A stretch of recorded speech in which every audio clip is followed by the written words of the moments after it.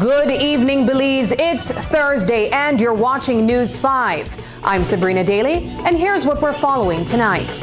A Belize City man is on the run after allegedly trying to set his ex-girlfriend's house on fire twice in one day. Meanwhile, the Port of Magical Belize is back in the spotlight 2 years after Prime Minister Placencia dismissed the controversial definitive agreement. Could a comeback be in the works?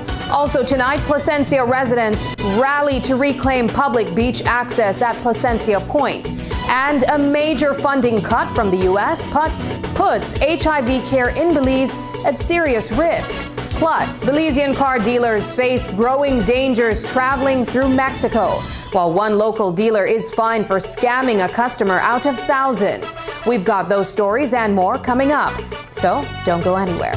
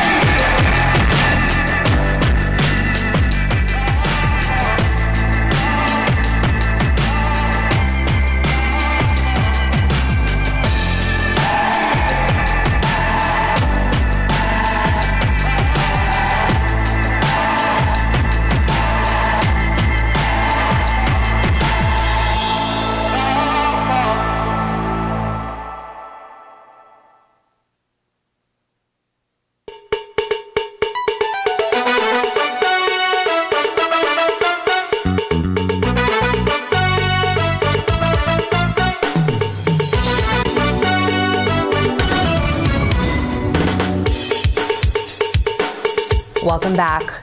It's a terrifying situation for one Belize City family tonight. Police have issued a wanted poster for Sir Hugh Andrewin, who's accused of trying to set his ex-girlfriend's house on fire, not once, but twice. It all started after a breakup on Wednesday. According to the young woman's mother, things escalated quickly. That same night, Andrewin allegedly returned to the home on Flamboyant Street, turned on all the stove burners, and set a couch on fire. The family managed to put it out, but just hours later, around 4 a.m., he reportedly came back and lit a curtain from outside the house. As of news time, Andrewin is still on the run, and the family says they're living in fear, unsure if he'll return again. My daughter and her ex-boyfriend had a dispute in the morning, and then she ended the relationship, and then she wanted him out of the house, and then he refused. And later in the evening, we called the police to come and assist us to remove him from our premises. However, upon hearing us making the call to the police, he ran away. At that time, the police didn't come, so he managed to go his way. Then at 10 p.m. that said night, June 11th, he came back, and then he opened the burners of my stove. He opened the gas tank fully, and then when he was leaving, I saw him light my sofa with a blue lighter, and that was the first fire. So it sounds like he was intent on burning down the house with everyone inside. Everyone inside, yes, because that's his trend. He's a better person. Whenever his girlfriend would leave him or anything like that, he would go and burn down their houses. That is a trend that he always do. This morning, the 12th of June, at 4 a.m. in the morning, he returned. This time, he lighted my living room curtain through the window. Because he opened the window and he lighted the curtain and the couch. Being they have all the thin material, it catch. So me just being in a little dose, I smell smoke. So I'm not a heavy sleeper, so I sleep light. So I get up into flames and smoke. I have to hurry take out my grand picnic and hurry to try out the fire. We managed to out the fire with buckets of water from the bathroom. They don't tell me that they don't catch her or anything. So at this point, all I know is still out there somewhere, ready for jump again. And so this might be another restless night for you until... Restless night indeed, because to tell you the truth, I don't sleep yet. I don't sleep yet. Castro says she was given the runaround by the police on Thursday night when she sought to make a report. They finally took her report after the second incident occurred. Remember the port of magical Belize? 2 years ago, it was at the center of a political firestorm, including a Senate Special Select Committee tasked with investigating how it all came to be, thanks to a controversial definitive agreement signed just before the Barrow administration left office in 2020. That deal, quietly inked by former Minister Erwin Contreras, sparked outrage, legal scrutiny, and even got publicly trashed by Prime Minister John Bersenio himself. The validity of the definitive agreement was even questioned in a legal opinion by King's Counsel Ben Juratovic, a preeminent lawyer who represents Belize at the International Court of Justice. Well, guess what? It's back. After months out of the spotlight, developer David Gegg and his team are making a fresh push. They recently presented a new pitch to the Prime Minister and his port advisors, highlighting what they say are major advantages, both operational and environmental, over the existing Port of Belize. So, is the Port of Magical Belize getting a second chance? Backed by global giants like Royal Caribbean and Hyatt, Portico argues that Belize deserves a cruise port that reflects its natural beauty, not one that leaves tourists with memories of concrete and cargo. And it seems the Prime Minister is listening. We'll have more on this in our subsequent newscast. There's a growing wave of community pride and protests in Placencia tonight. Residents and their village council are standing firm, calling on the government to return a beloved beach spot, Placencia Point, back to the public. Once the heart of cultural celebrations like Lobster Fest, the beach is now private-owned. But earlier this week, the council made its move, writing to the Deputy Prime Minister and urging action. And yesterday, locals took their message to the sand. Signs in hand, voices united. We caught up with Village Chair Warren Garbutt, who says talks with the government are already underway. So, could Placencia Point soon be back in the hands of people? So we actually wrote before the little actions yesterday. We had written, and I have to say that we have a very supportive area representative in the Honorable Rodolph Ferguson, and the Lands Department. You know, they have always been really receptive to us meeting. It's a meeting with us to try to find solutions. Okay, and I understand you have a meeting scheduled coming up. Can you tell me about that? Okay, so the meeting was actually held. The meeting was held, and I must say it was a very productive meeting. We do not yet have a final resolution. That is something that will take a little time, but it was a very productive discussion we had with the CEO and our area representative. And by next week, Wednesday, I believe we should have some concrete solution on the position of the government as it relates to the Point Beach. This was the CEO of Lands? That is correct. Okay, and has there been any discussions with the owner that bought the land? I understand last time that they were offering a price to compensate them for the loss of the land. Has there been any progress with those discussions? Well, that is not really for the council to decide. That is a position I believe that the government would take if they see fit. So we have been in no discussion with the property owner regarding the cost or finding value of the property. That's really for the Ministry of Natural Resources and for the property owners to decide. It looks like some rough waters may be ahead for Belize's tourism industry. While the Ministry of Tourism is reporting a modest 1% increase in visitor arrivals for the first 5 months of the year, May didn't bring much to celebrate. Tourism Minister Anthony Mahler says the months ahead could be even tougher. And there's more. Canada has just issued a travel advisory warning its citizens to exercise extreme caution when visiting Belize due to safety concerns. So what does this mean for one of the country's biggest economic drivers? We spoke with Minister Mahler to get some answers. From the first 5 months that we've seen, we're up by 1%. May was a bit soft, and I think the next couple of months will be difficult, but we will ensure that we do everything possible to have the numbers don't go down much at all.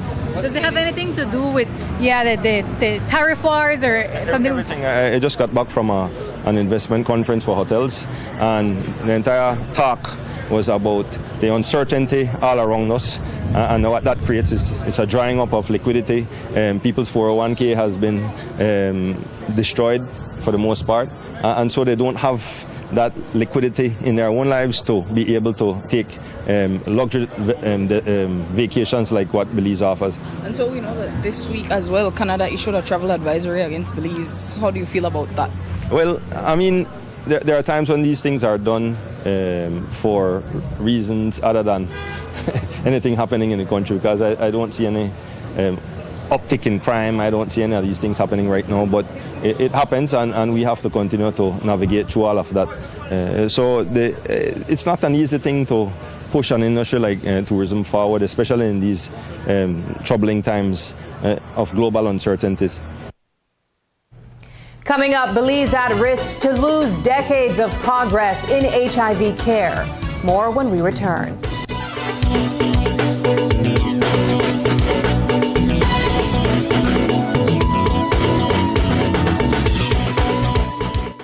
Publix to celebrate 27 years of serving Belizean families. Get 10% off over 1,000 items, dairy, meats, and everyday essentials. June 6 to 15, come celebrate and save. Publix, the Fui Supermarket. My name is Christian Palma. I'm the owner of CRK Services, and I've been operating this business for 7 years in Big Falls, Toledo District. I use the Belize Bank online services because it's quite fast, reliable, and easy. Before I started to use the Belize Bank online services, I had to make a lot of trips into town, which cost me a lot, especially fuel. So the fact that I have to use my credit card every day, I can do an online instant payment and make my life easy. My customers can do payments towards me and it reaches in instant. As far as it's convenient for my business, I don't have to be up and down. I can do it anywhere I want. I would recommend you using the Belize Bank online services because for you, it will save you a lot of time.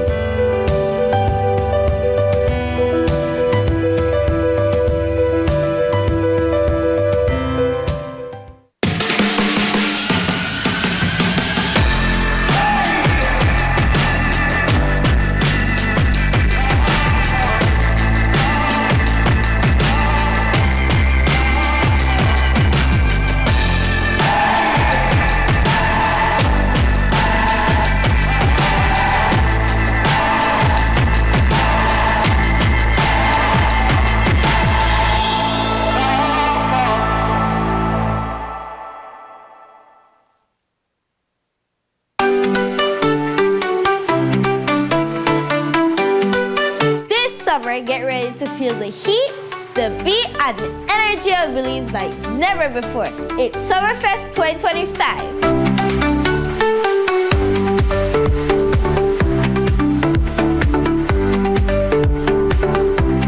Live performances from Belize's most talented kids. Come and enjoy food that sizzles and cold drinks for the kids. Cultural displays and loads of giveaways. Join us at Memorial Park in Belize City. See you all at 6:30 a.m. on June 20th for Summerfest 2025. Where summer comes alive!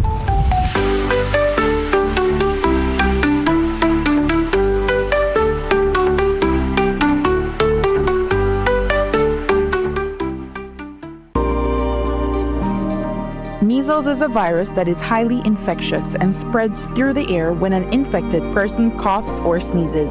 It often starts with a fever, cough, runny nose, and red, watery eyes, followed by a rash that spreads all over the body. Measles can cause serious complications. But here's the good news. Measles is preventable. The safest and most effective way to protect your child is through vaccination. The MMR vaccine is safe and available at your nearest health centers and clinics. Let's keep our families and communities safe. Get vaccinated. Stay protected.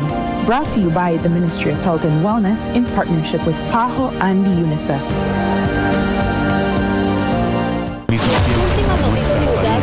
Veracidad, imparcialidad. Este es el término utilizado. Hemos estado haciendo el trabajo como organización. Y tus noticias en español. Están en aguas beliceñas, entonces esta bandera se queda aquí. Sintoniza Canal 5 cada viernes a las 7 de la noche. Tenemos que resolver los grandes problemas de este país.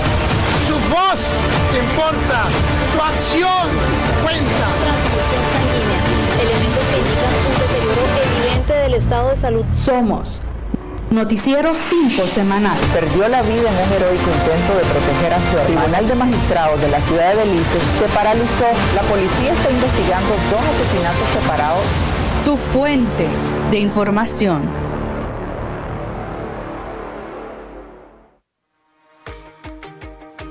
In our world that's always changing, one thing stays the same. Our promise as Smart Belize to keep you connected. Connected to the moments, the people, and the future that matter most.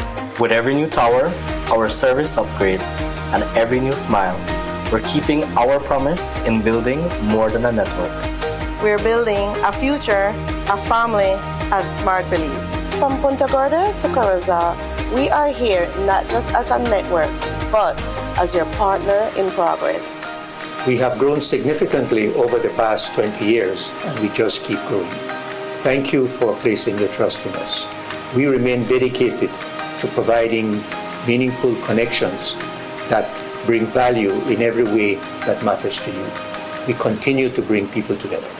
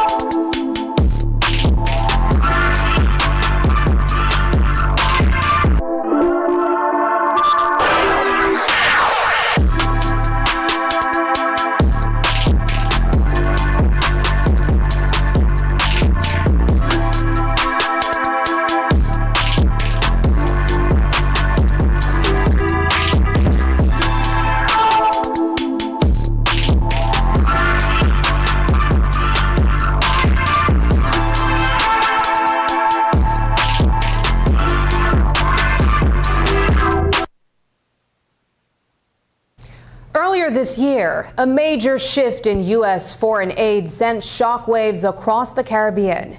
In January, the United States pulled out of the Global Fund, cutting off critical grant access for health services throughout the region. And the impact has been immediate and severe. Among the hardest hit, HIV and AIDS treatment facilities, lifelines for thousands who rely on them for testing, medication, and support. Since the funding loss, 80% of these centers have reported disruptions in care, struggling to keep their doors open and their services running. So, what does this mean for Belizeans living with HIV? And how is the country stepping up to ensure that no one must face their diagnosis in fear or shame? News 5's Brittany Gordon has that story.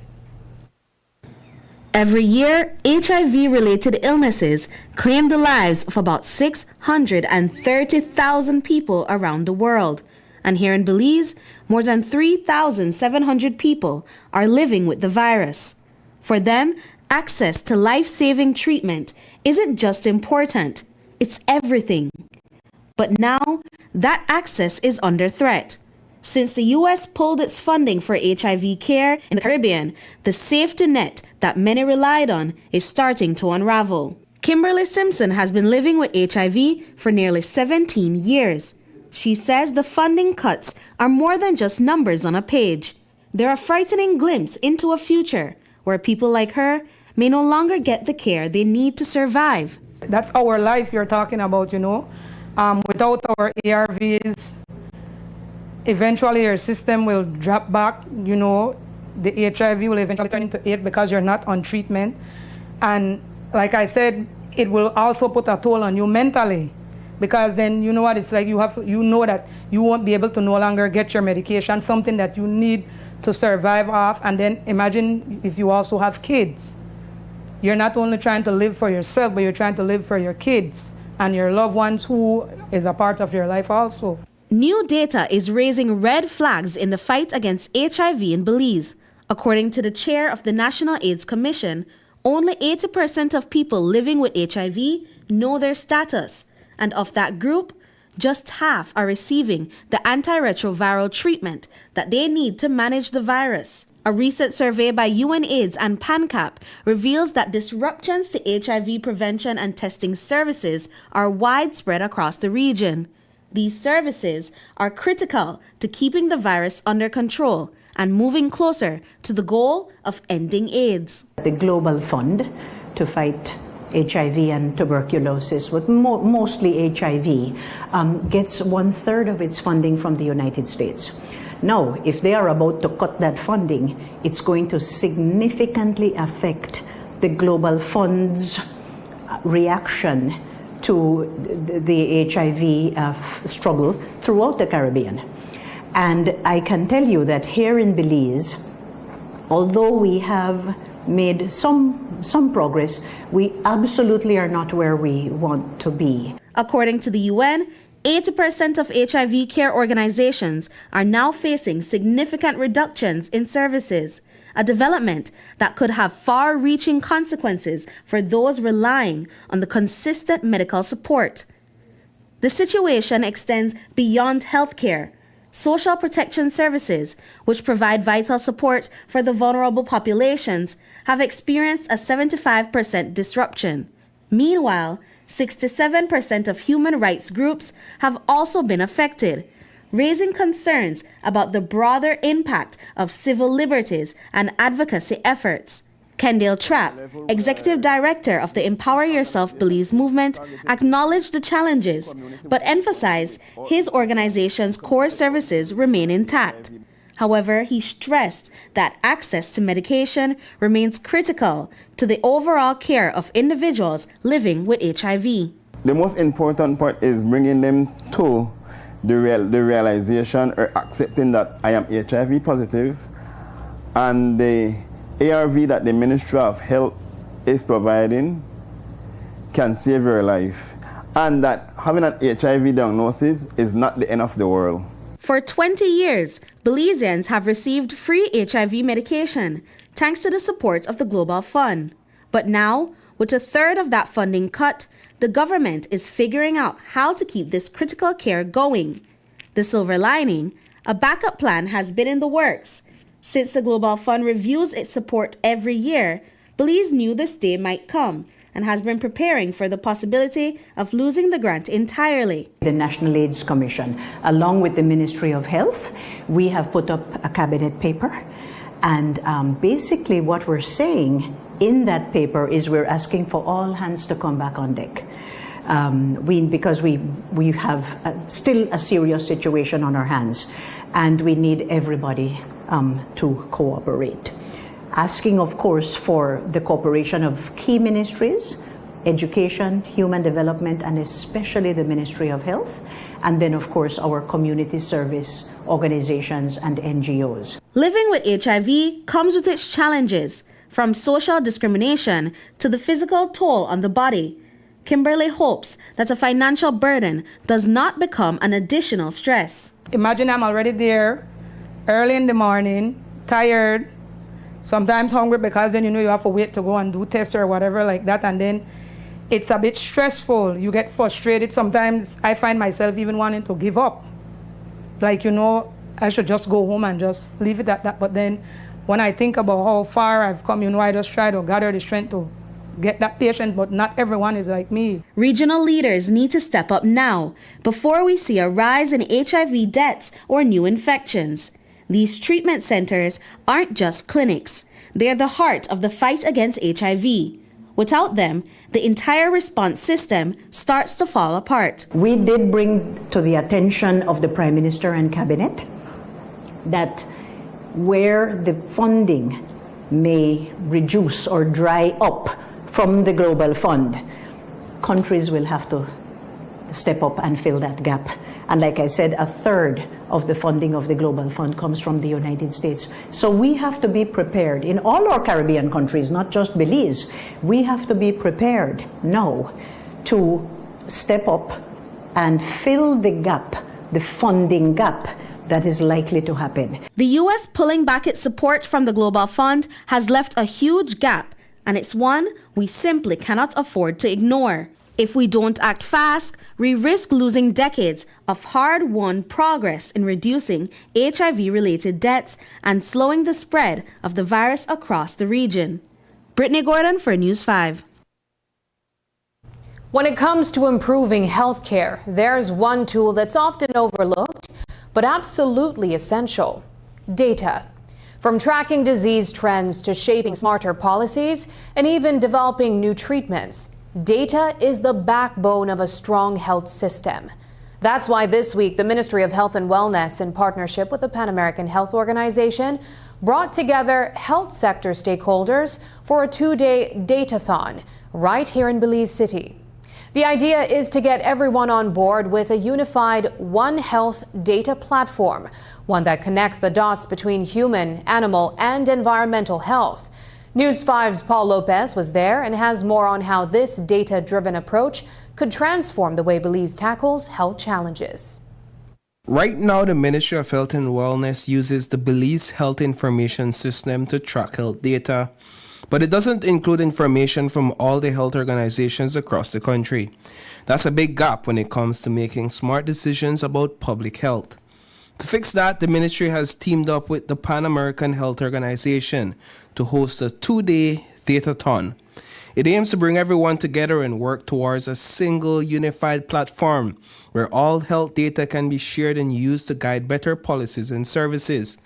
Leading the charge is Dr. Andrea Schell, the Director of Policy Analysis, who says this is a big step towards a more connected and informed health system for Belize. The main objective of this datathon is actually to put the Ministry of Health as the steward of health data governance, right? So we are trying to look now at digital health transformation. We're all moving towards that digital era of, modernizing our health system. So we as a ministry now, we have that mandate to actually ensure that whatever data we receive meets the quality of what we need, and that data in turn then will inform our policies, our actions, which then translate to the better health outcomes that we want to give to the entire Belizean population. In September 2024, the Ministry of Health and Wellness launches Clinical Data Exchange Platform.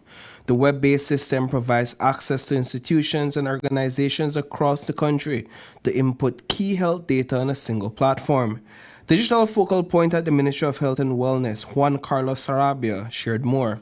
This datathon that we're doing for these 2 days, helps a lot because, it's also to introduce to the different stakeholders and the different ministries and units that we do have a system in which, interoperability and data exchange can really happen. And it's not just the exchange of data, but also being able to create dashboards, reports, and KPIs for the different institutions and the Ministry of Health and Wellness. Having a full understanding of what's going on in the country, specifically for health, it's good for us, and this system do provide us with the capacity to be able to report in a timely manner. Being that this is the first public health datathon, of course there will be more collaboration with PAHO and these institutions, but a long-term goal that we have is to create that multi-sectoral collaboration, to strengthen that multi-sectoral collaboration, because as I mentioned, it's not only the job of the Ministry of Health, but of all our partners that are here today. Our hope is really to strengthen the health data governance, to strengthen digital health transformation. So what exactly are public health experts collecting when it comes to health data, and how much of it should be shared on one national platform? That's a big question at the center of this week's discussions. Of course, some people might be wondering, is my personal health information safe? It's a fair concern, but according to Sarabia, there's no need to worry. Security is a top priority. So the CDEP was built with a very secured, platform, meaning that different institutions or organizations will need to subscribe to it in order for them to be able to access data. And it's not just accessing data, but it's what agreement can be made with the Ministry of Health and Wellness on what data can be shared about the patient. The way the system was built, I can speak a lot about it. I mean, it's being hosted in the C2 network. I mean, it's difficult for any data breach to happen. I mean, they have high security. And also, the CDEP does come with user access, authentication, and audit, meaning that we do control who is able to access the system, when they're able to access the system, and even audit, meaning that we control what the users are doing with the system. Dr. Schell made it clear the big goal here is to make sure the ministry takes the lead when it comes to managing and protecting the country's health data. Reporting for News 5, I am Paul Lopez. As Belize's population grows older, a silent crisis is taking shape, one that's often hidden behind closed doors. Elder abuse is becoming a serious concern, and the numbers are more than just troubling. According to the National Council on Aging, 1 in 6 older adults in Belize is likely to face some form of abuse, whether it's physical, emotional, psychological, sexual, or even financial. What makes this issue even more heartbreaking is that it often happens at the hands of those they trust most, family members or caregivers. In close-knit communities where speaking out can feel impossible, many elders suffer in silence. And with no national system in place to track these cases, it's hard to know just how widespread the problem really is. Tonight, we take a closer look at why raising awareness about elder abuse isn't just important, it's urgent. So one of the things that we do see is that as we become older, we become almost invisible. We stop interacting as much with the community. People stop asking us what are the things that we need. So by educating other persons about their rights and the different types of abuse, we strengthen their voice. By having organizations out here like Help It, we give them a network to connect to so that there's more visibility. So it's extremely important for all of us as we're aging that we are able to engage, remain a part of the community. That's why the pop-ups are in a public space. So it's to capture you, bring you out, and let you see what is in place for you. I just like to encourage all our viewers to be mindful of the older persons in their life, take us interest, check up, and be aware of some of the challenges that older persons face. In a world where health emergencies can strike without warning, being prepared isn't just important, it's essential. That's why this week in Placencia, the Pan American Health Organization, in partnership with the Ministry of Health and Wellness, hosted a powerful 3-day workshop focused on risk communication and community engagement, or RCCE. The goal? To strengthen the ability of public health professionals and community health workers to communicate clearly and effectively during crises, especially in the face of threats like pandemic influenza. Participants didn't just sit through lectures.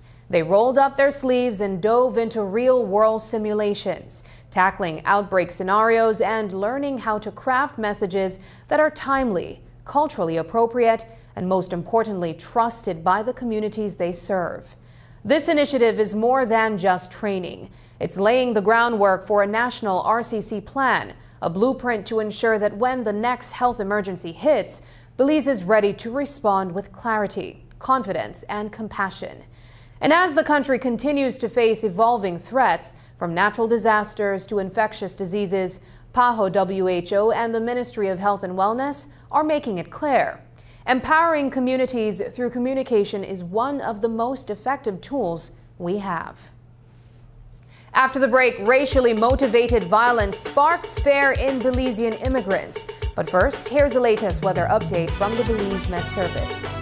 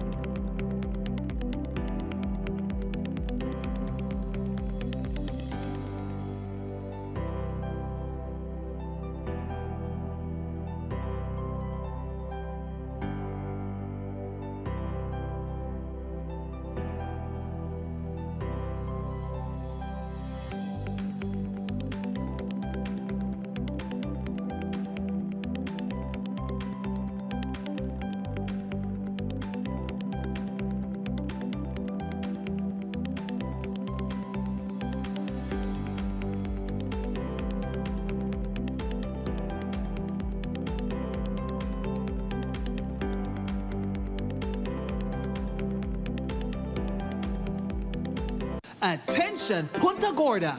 Quality Poultry Products is celebrating 50 years of serving you, and we're hosting a branch fair on Saturday, June 14th from 9 a.m. to 3 p.m. Bring out the family for classic games, marble and spoon races, needle and thread contests, an epic watermelon eating showdown, and a fiery hot wings challenge. Our live drumming will keep you moving. DJ Fresh will keep the party pumping, and Captain Paul Mahong will hype up the crowd. Feeling lucky? We have raffles every half hour with great prizes. And the grand finale is our Father's Day raffle. Perfect for celebrating Dad. 5 decades of freshness, community, and fun. Only at Quality Poultry Products Punta Gorda Branch Fair. Don't miss it.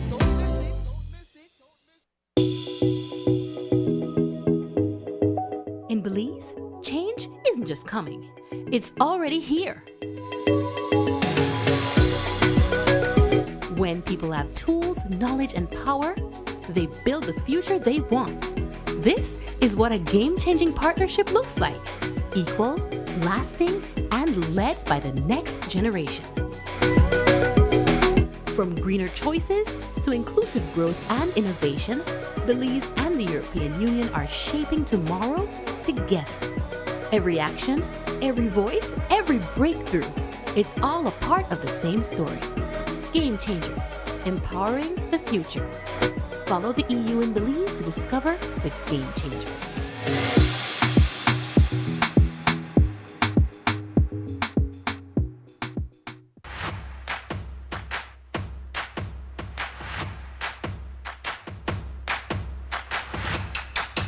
Are you ready? Are you ready? Are you ready? Are you ready? KTV The Remix Season 7 is back, and we're looking for the next superstar. If you got the voice, you got what it takes to own the stage, then step up and show us what you've got at the official KTV The Remix Season 7 audition. right here at the GBM Studios on Coney Drive, the 21st and the 22nd of June, 9 a.m. to 3 p.m. Whether you're a powerhouse vocalist, a smooth crooner, or a soulful performer, your turn to shine under the lights right here to remix your future. the winner walks away with $10,000, prizes, and bragging rights as Belize's next top talent. Only the best make it to the list. Will it be you? KTV, The Remix, Season 7. It's bigger. It's bolder. It's awesome. Let the remix begin.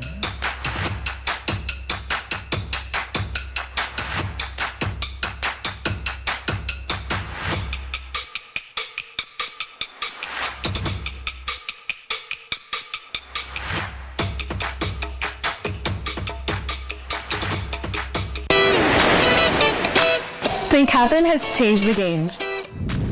We've gone cashless with Digital Wallet.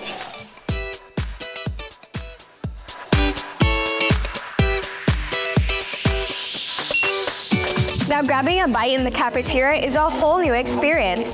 Who needs cash? We just pay with Digital Wallet. And all our accounts are linked directly to our ID cards. It's quick, safe, and super easy. Download and try DigiWallet today. Set trends. Keep it cashless with DigiWallet. Let us help you to empower your school with DigiWallet. Streamline payments, elevate efficiency. Belize is kicking off Father's Day with popping deals for dad. In the month of June, visit a Belize near you and get 19 to 25% off selected items such as Milwaukee and Axie power tools, Charbroil barbecue grills, car care products, Karcher pressure washers, and much, much more. Make dad happy with popping deals for dad in June, only at Belize. Belize, Belize, oh, Belize, Belize, Belize, Belize, oh.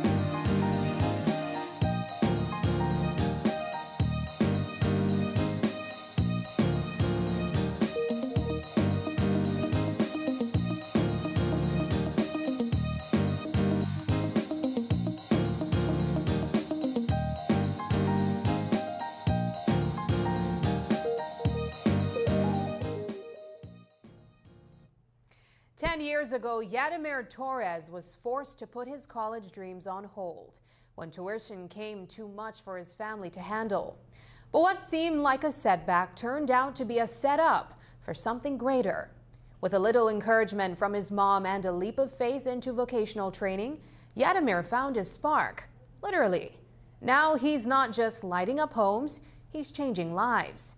In tonight's edition of Belize on Real, Paul Lopez shows us how one young man's journey through trade school powered a brighter future.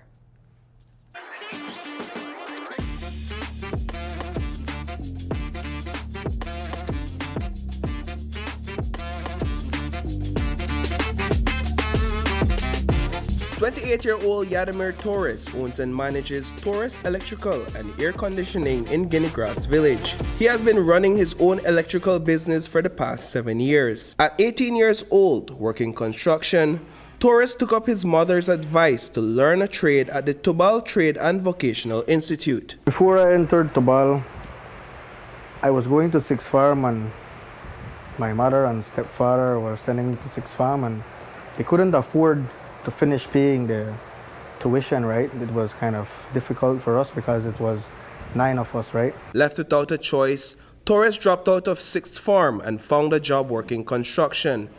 It was the only field of work he could find with a high school diploma. His mother called him while he was laboring in the heat of the day and suggested that he sign up with the Tubal Trade and Vocational Institute. It was nearly the time for registration, and we went to Tubal. Me and my mom went to Tubal, and we spoke with Mr. Bailey and Miss Bailey, and they gave me that opportunity, like they gave a lot of students and anyone out there, right? He came here, he was about 18 years old, so we were scared of taking him in. And I said, well, we'll give you a chance, but unless you don't give us any problems. Lyndon Bailey, the director of Tubal Trade and Vocational Institute, says Torres entered the institution with a mindset on learning a trade.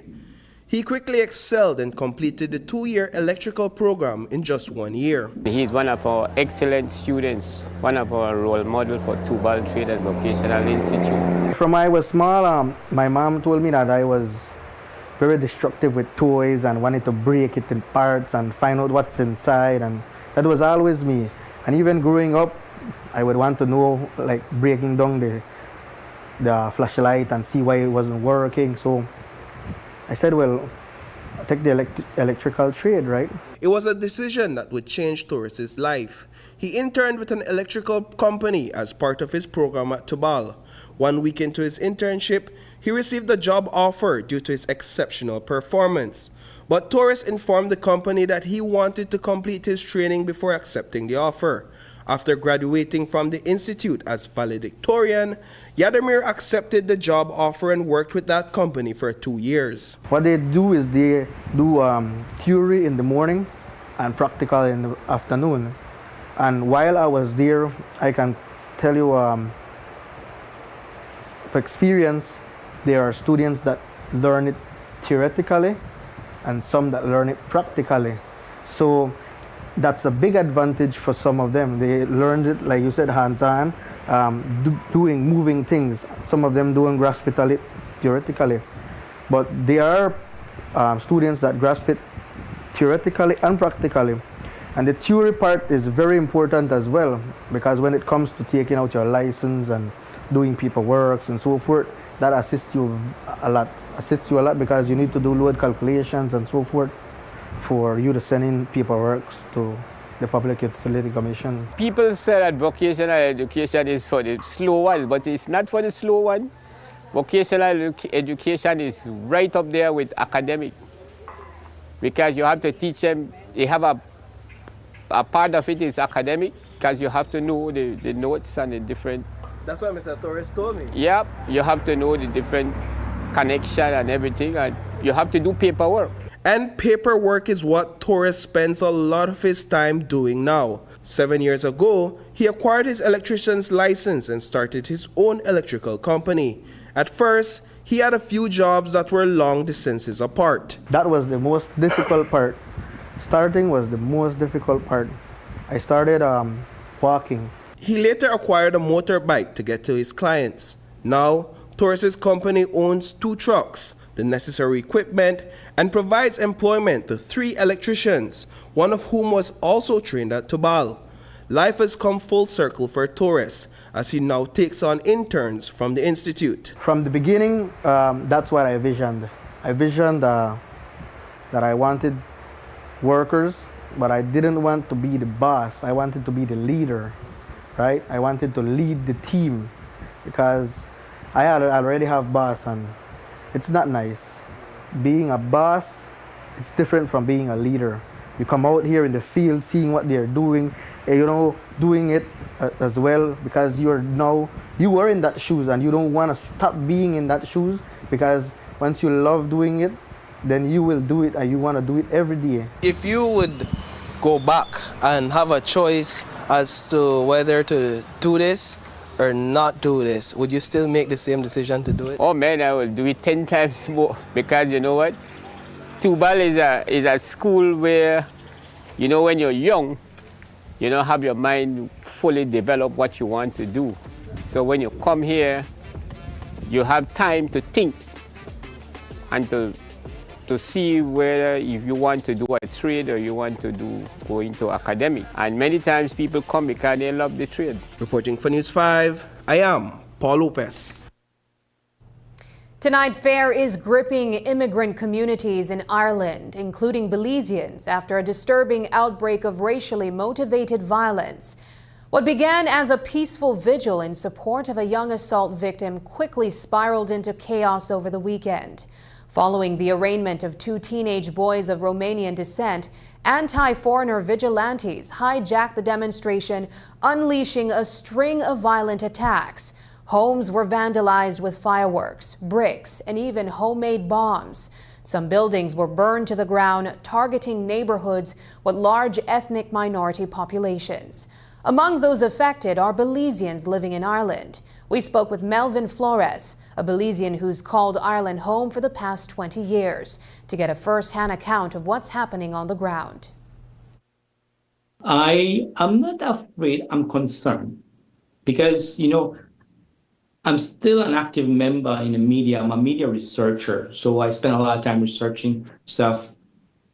But for me to go out there and document what's happening, I'm putting myself at risk, because I'm going to be targeted as one of those other people. So it has gotten so bad that immigrants who are here, that they have to be placing on their doors, we are Filipinos, or we are not Romanians, or we're English, so that their house is not going to be attacked. The population of migration of immigrants living in Northern Ireland who have made this place their home, it's only about 3.4% of the immigrants here. So we are the extreme minority, you know. So it's a mixed place that there's people from China, which is approximately 9,500 people from other parts of mixed ethnic groups, which is from 14,400, people of Indian descent is about 11,000, and Belize lies on the case of the maybe 0.something%. Yeah. But we are here. Mm-hmm. Unfortunately, is that because this perpetration that's been committed recently, it's about foreigners. So we in the category here. Like here, I have my wife, I have my son, and you know, it's like they make you vigilant. They make you want to be very vigilant of where you are. What do you say, because of the repercussion of what could happen if you're in the wrong place. Is there finally some movement on the long-awaited audit into the Ministry of Youth and Sports? Well, sources tell News 5 that the audit department has wrapped up its investigation. But so far, the final report hasn't been made public. For years, the unions have been calling for a deep dive into the operations of the National Sports Council and the Department of Youth Services, especially over the past 5 years. And now it seems that the audit may be complete. Today, we asked Minister Mahler about what's been uncovered so far. His response: There's a clear need for stronger checks and balances and a higher level of accountability. We need to put in some more of the checks and balances, which we have been doing, that there has to be a higher level of accountability, which we will do, and that we will show the nation that we will do things differently under Minister Daly and I's leadership. How much of that audit speaks to wastage within the Ministry of Youth and the National Sports Council? Well, it doesn't speak about wastage. It just speaks about proper checks and balances and proper accountability for certain initiatives. Checks and balances and accountability in terms of what? For example, when you disburse monies, for example, in the out-district committees, then there has to be accountability for it, right? When there is no accountability for the renting of facilities, that to me that should come into a consolidated fund. That didn't happen, and these are the things that we're talking about, and relatively minor, because you're talking not about a great deal of money after salaries anyhow. So it's not this rampant corruption that people want to make. We're just in this environment where they want to paint all politicians as corrupt, that type of thing, and I mean, throughout history that has happened. So as politicians, we have to take the lumps and we have to deal with the environment that we're operating in. When we return, locked in and fed up, prison officers stage walkout. How can a precision-engineered and sustainably made tire change your world? A tire that gives you strength and safety when you need it most. What we learn on the track, we innovate for the road, bringing next-level quality and reliability to every drive. At GT, we believe our tires can deeply improve the driving experience for each and every one of us, whatever our goals. Enjoy driving. GT Tire. Shop smart for your Samsung devices in Belize and enjoy benefits you won't get anywhere else. When you shop locally for your Samsung, all your devices will be covered by a 1-year local warranty. You won't get that when shopping with the other guys. When in doubt, always look for the Cellular World seal to know you're getting the real deal. Shop with confidence and enjoy your Galaxy knowing that it can be repaired locally at our Samsung Service Center by certified Samsung technicians using original parts and machinery. Even better, enjoy the best LTE experience in Belize, knowing that your Samsung devices are compatible with major local carrier networks. Get the ultimate Samsung Galaxy experience only when you shop from authorized Samsung resellers nationwide.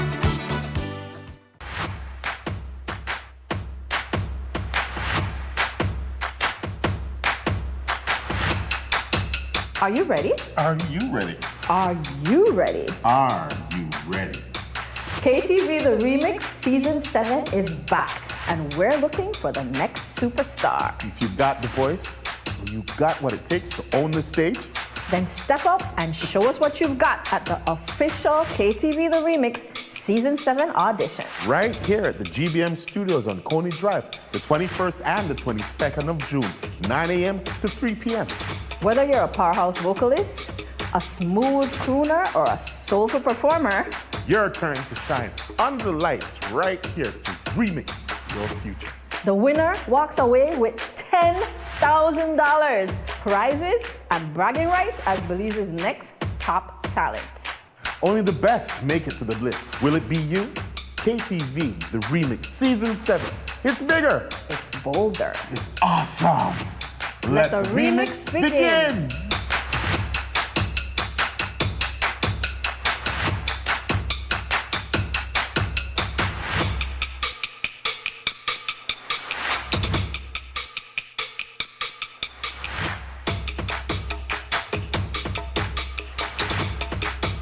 Electricity is evolving, and BEL is leading the way with smarter connections across Belize. Meet AMI, advanced metering infrastructure. It's not just a meter, it's a smarter way to manage power. Smart meters record your energy use in real time and securely send the data to BEL. Key customer benefits include real-time insights into energy usage, improved home energy planning, integration of solar, battery, and EV technologies, and innovative customer service solutions. Get ready! AMI is coming soon to municipalities across Belize, including the Keys, to give you more control and reliability. BEL, bringing you a brighter tomorrow.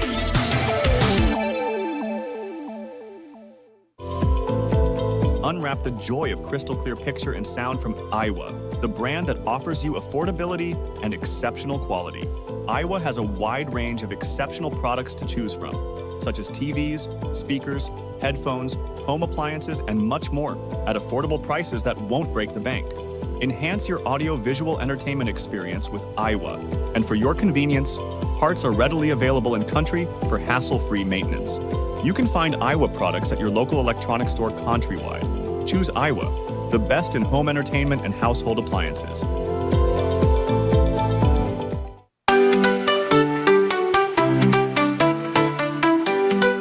This summer, get ready to feel the heat, the beat, and the energy of Belize like never before.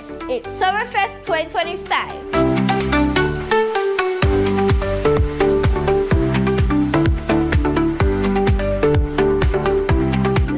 Performances from Belize's most talented kids. Come and enjoy food that sizzles and cold drinks for the kids. Cultural displays and loads of giveaways. Join us at Memorial Park in Belize City. See you all at 6:30 a.m. on June 20th for Summerfest 2025. Where summer comes alive!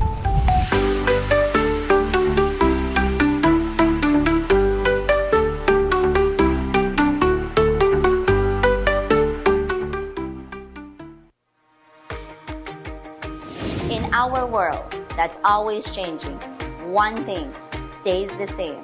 Our promise as Smart Belize to keep you connected. Connected to the moments, the people, and the future that matter most.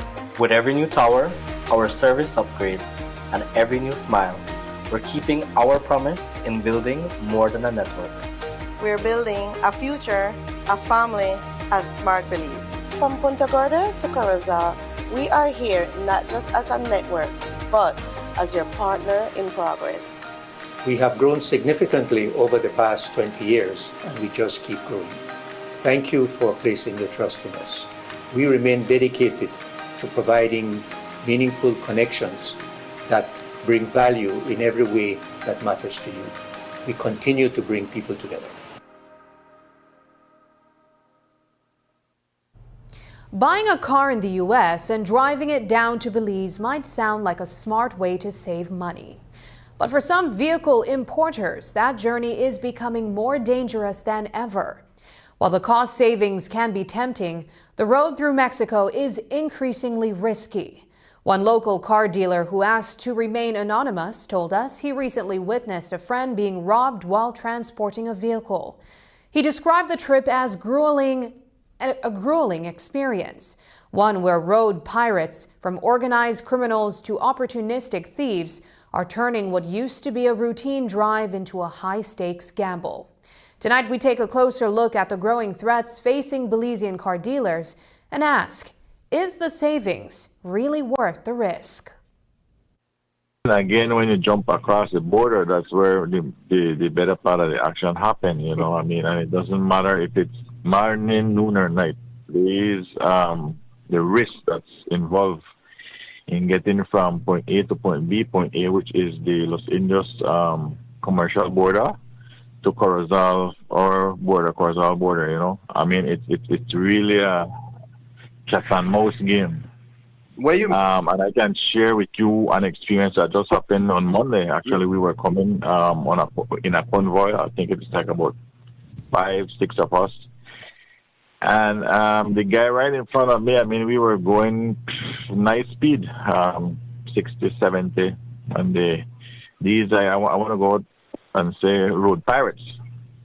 I mean, they're right there waiting for us, man. You know, from the time we left the border, we were targeted. And that individual was robbed? Yep, right in front of me. If I had stopped, I would have gotten robbed too. How does a robbery like that play out? Man, the tactics they use at times, one, and I can share this with you, you have to be careful where you stop. Number one. I think it was late last year, I got spikes thrown in front of me. It was only God that got me through that. I don't know how up to yet. I don't know how, but I passed through that spike.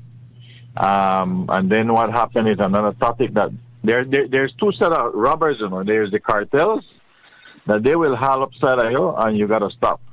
You know, no work around that. You gotta stop. Then the second one is I want to go out and say it's the local thieves. Again, they try similar tactics, but they're the ones that are more dangerous because if you don't stop, they probably will shoot you and they would kill you for shilling, for a quarter, you know. So they would haul up beside you and tell you stop. And if you in a bigger vehicle and can outrun them, well, you take the risk and outrun them. But majority of the time, it don't make sense because most of us are towing and it becomes more difficult to maneuver the vehicle while towing. A Belize City car dealer is in hot water tonight, accused of taking thousands of dollars from a customer and never delivering the vehicle she paid for. 31-year-old Jordan Gerald Maury appeared in court this afternoon, charged with obtaining property by deception. The allegations? Maury reportedly took $6,700 from Natisha Flores between September and December last year, promising to import a Mazda from the U.S. But the car never showed up, and neither did Maury, according to Flores, who says he vanished after months of excuses. In court, Maury pleaded guilty, citing personal hardship, including the recent death of his mother. Despite his plea, the magistrate noted a troubling pattern. This isn't his first run-in with the law for similar offenses. He was fined $2,500 and given until August 29th to pay up or face a year behind bars. It was anything but business as usual at the Belize Central Prison on Wednesday as 11 prison officers walked off the job. Their reason? Poor working conditions. These wardens employed by the Kobe Foundation say they've had enough, raising concerns about everything from shared sleeping spaces to the lack of personal lockers. Now they're part of a 200-strong workforce living in newly renovated barracks. But they say the upgrades don't go far enough. Some even refuse to sleep on top bunks. Their demands might sound simple, but prison CEO Virgilio Murillo isn't convinced. They're unreasonable, he told News 5 in a phone interview earlier today. So what's really going on behind the prison walls? We just upgraded the officers' barracks because we camp our prison officers who work shifts. They work at 7 days on, 7 days off shift, and we normally camp them, we feed them and everything. And it so happened that we recently renovated the barracks. There's a capacity of roughly 40 bunk beds and 83 lockers. And it so happens that because we have over 200 prison guards, each one of them apparently wants to have their own locker, and that is highly impractical. Whether they are at the prison or not, they just want a locker to be assigned to them and remain locked with whatever personal items they may have in there while they're on their shift off, which is 7 days. It's just not practical. Similarly, they did not want to sleep on the top bunks. They all want an individual bed because they want to be low on the ground. So I think those were very unreasonable requests. Obviously, they were not happy about that. They got disgruntled and, they walked off the job because they felt that their request was not being given. The sad thing is that the majority of them, over 80% of them, were recently hired. So their tenure of service is very minimal, So my senior staff, they are very pleased. They're pretty much on the job right now, getting the job done. Just for the record, them walking off yesterday simply means that they have essentially terminated their services with the Global Foundation. That would be my interpretation of it, as being defiant. They refuse to understand that we're just not able to provide each and every prison officer with a locker. For me, it's just so hard in an environment like this. And I always tell people that to work in a prison, you have to be cut out of a different material. And not everybody can make it in this area because it's a tough place to work. A Los Lagos man says he was the one attacked, but still ended up pleading guilty in court today. 40-year-old Charles Egbert West appeared before Magistrate Ludlow Black, charged with wounding a man during what he claims was a brutal assault on him by a group of young men. West, who showed visible injuries including a deep head wound and stitched-up arm, told the court he was in too much pain to stay in custody and just wanted to go to the hospital. Despite insisting he was the victim, he pleaded guilty, saying that they chopped me up. The magistrate noted West's criminal history, including a previous conviction for a violent offense, and fined him $300, giving him until July 31st to pay or face 3 months in prison. Outside court, West said the attack was fueled by jealousy and tension in the community. But despite his claims, he's now on record for another violent offense. Up next, City Council and Anthony Mahler opens Youth Hub.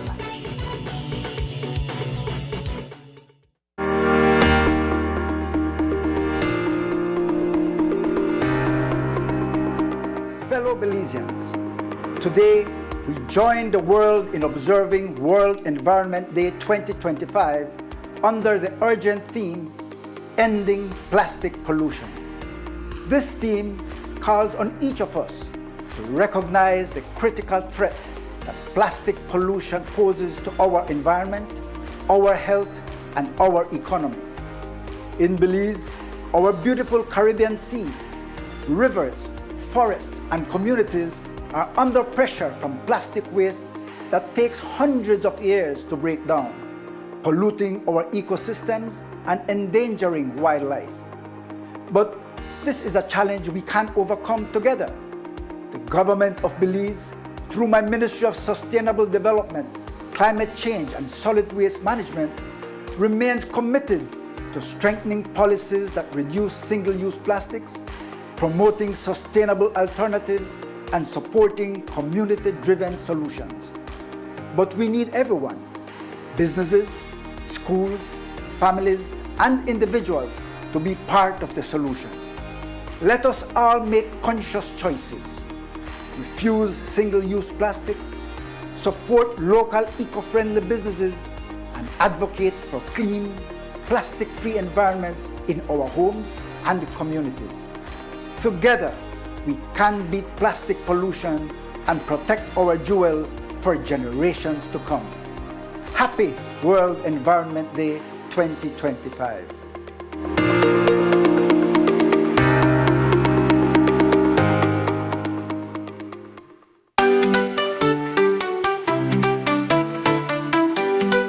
This summer, get ready to feel the heat, the beat, and the energy of Belize like never before. It's Summerfest 2025.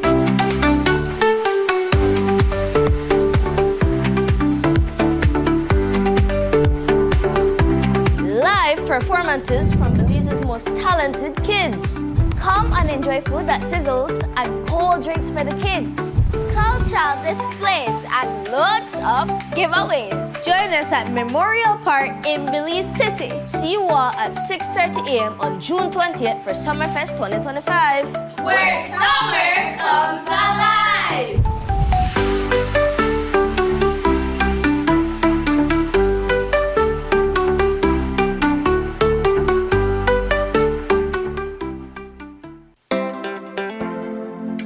Hey Dangriga, it's the 50th anniversary fair at Quality Poultry Products Dangriga branch. Join us Saturday, June 14, 8 a.m. to 8 p.m. for a full day of fun and flavor. Dive into games and giveaways. Let the kids go wild in our free bouncy house and soak up the vibrant cultural entertainment. Enter our hourly raffles for fantastic prizes. Music can't done. Starting at 4 p.m., Punta Generals, then Sweet Pain set the stage ablaze. At our Dangriga branch, take advantage of 10% off on groceries. Some restrictions apply. legs in bag 50 cents off retail, and neck and back just $15 per crate. Plus, enjoy special discounts on Running W and Country Meat products. Swing by and celebrate 50 years of quality poultry products. It's a party you can't miss. Hey Belizean students, ready to unlock your future? The Social Security Board is now accepting applications for its 2025 scholarship program. Whether you're aiming for vocational technical, high school, or an associate degree, this is your chance. To qualify, you must be a born Belizean accepted to a school in Belize, entering high school, trade school, or college for the first time, demonstrate financial need and academic potential. Don't wait! Learn more and apply online today at socialsecurity.org.bz. Deadline is Friday, June 27, 2025. Remember, only online applications are accepted. Unlock new opportunities for success with a scholarship from Social Security.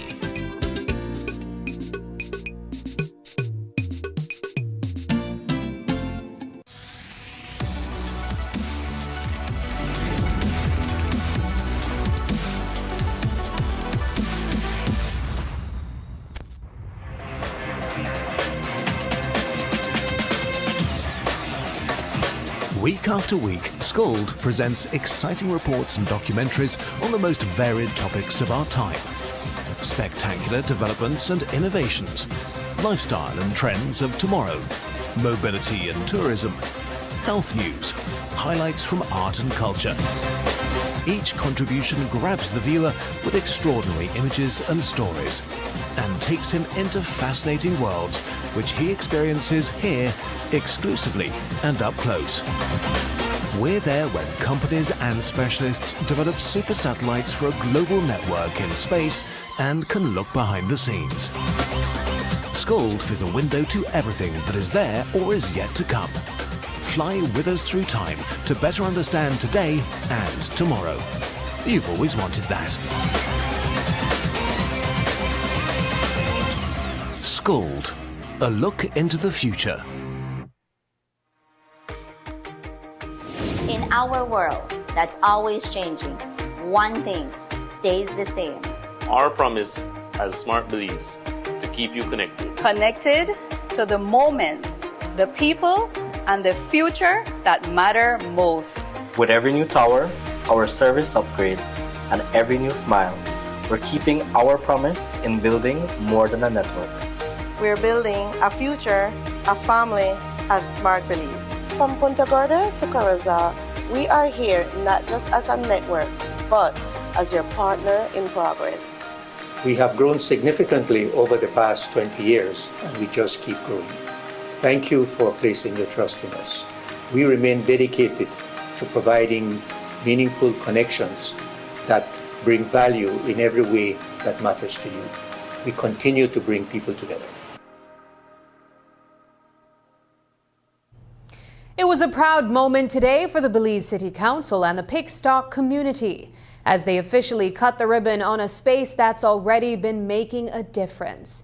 After 3 years of quietly serving the neighborhood, the Hope Resource Center now boasts a brand new fully furnished youth hub, thanks to a recent investment by the council and area representative Anthony Mahler.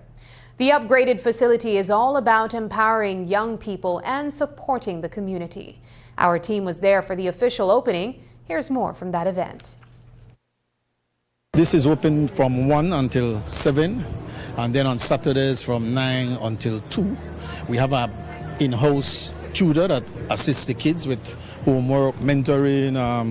If you may want to put a resume together, he or she is able to facilitate you with that. So it serves both in-school students and out-school students. And is there a gap on how many persons can be facilitated at a certain time?